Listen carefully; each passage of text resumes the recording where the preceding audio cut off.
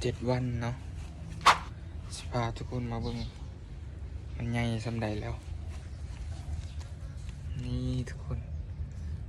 ปลูกไว้กินเนาะก็สิประมาณนี้7 วันเด้อตัวนี้อาจจะปลูกง่ายได้อากาศในหน้าหนาวมันจะปลูกง่ายตัวนี้ประมาณ2 วันตัวปลูกไว้กินทดลอง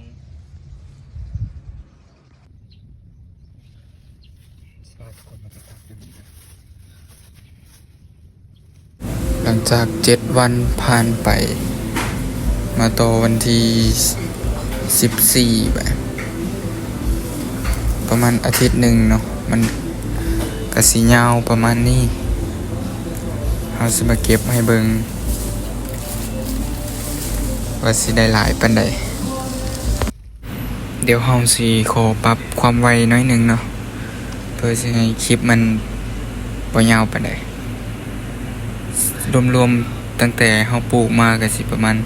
10ปลายวันนี่แหละมาเบิ่งนำกันเลย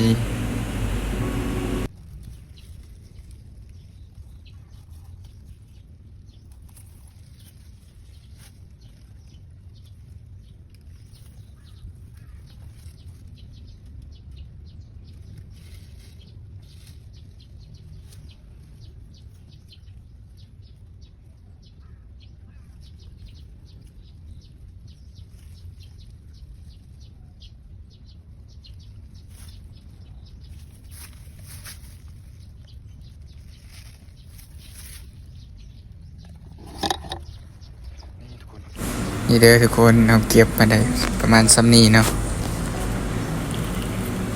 ขอเดี๋ยวสิขอปิดมาเบิ่งตอนเราปลูกเลยคนบอกใช่ไหมเนาะจากตอนนี้เสร็จเรียบร้อยโอ้จังได้ขึ้นตึกมาลองปลูกเลย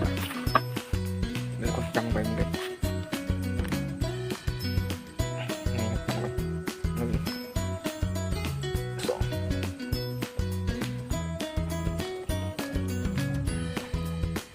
โอ้ทุกคนเรียบร้อยทุกคน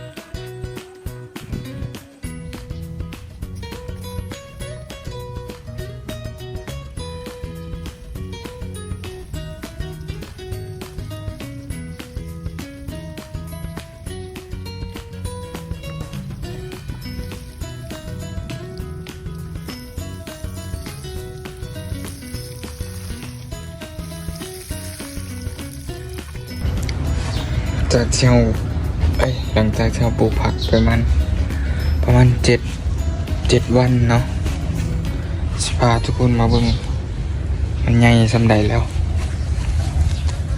นี่ทุกคนปลูกไว้กินเนาะก็สิประมาณนี้7 วันเด้อตัวนี้อาจจะปลูกง่ายได้อากาศในหน้าหนาวมันจะปลูกง่ายตัวนี้ประมาณ2 วันตัวปลูกไว้กินทดลอง